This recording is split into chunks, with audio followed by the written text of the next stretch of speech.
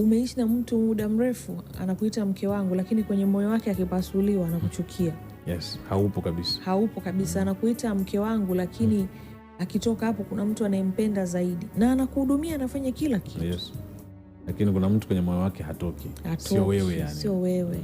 Wanaume nyinyi mtafika mbinguni mmechoka.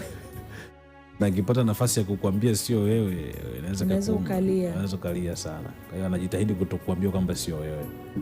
Na wengine nasema kwamba tunakaa pamoja kwa sababu ya watoto. Watu wanasahau kwamba sometimes watoto ni, tumejua kwenye ndoa watoto ni strangers yani. Kwa sababu watoto they are not part of the marriage. Kwa sababu ndoa ilikuwepo kabla ya wale watoto. Na ndoa itakuwepo baada ya watoto. Kwa sababu watoto wanaweza kawa wakubwa wakaondoka. Kabaki yeye pekee. Lakini unakuta sasa tunasema mimi tuko pamoja kwa sababu ya watoto, tunalea watoto. Basi navumilia kila kitu kwa sababu mnalea watoto. Kwa kauli yako kwamba mwanaume anatulia akiamua ni kweli? It's true.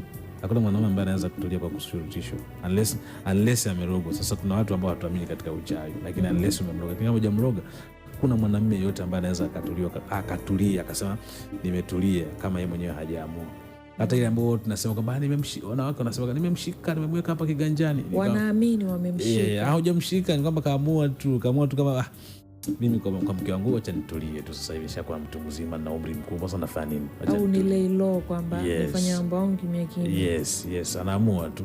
Au anaamua sasa hapa acha nimpe heshima tu kama nisifanye vitu hivi. Lakini hakuna mwanamume ambaye anaweza katulizwa. Hakuna namna ya kumtuliza mpaka yeye mwenyewe aamue. Na kinachomfanya aamue ni pengine umemshawishi. Yaani ameona kwamba na wewe mwenyewe you are too humble, you are too nice. Unamlelea watoto wake vizuri, au ana maslahi na wewe, either ya kifedha, ya kimwili, nini. Namna yote anavyoona, naona kwamba akifurukuta haya maslahi yanafanya nini? Yanaondoka. Kwa hiyo anaamua acha nitulie tu hapo. Kwa hamna namna mwanaume anaweza akatulia kwa kushurutishwa na mtu yeyote. Hata familia anaweza kumshurutisha na asitulie. Vikao vikakaa kila siku asubuhi, tulia na asitulie. Lakini siko taamua kutulia. Hakuna mtu atakayemwambia kwamba tulia. Anaamua tu mwenyewe. Mwalimu Steph, mimi naona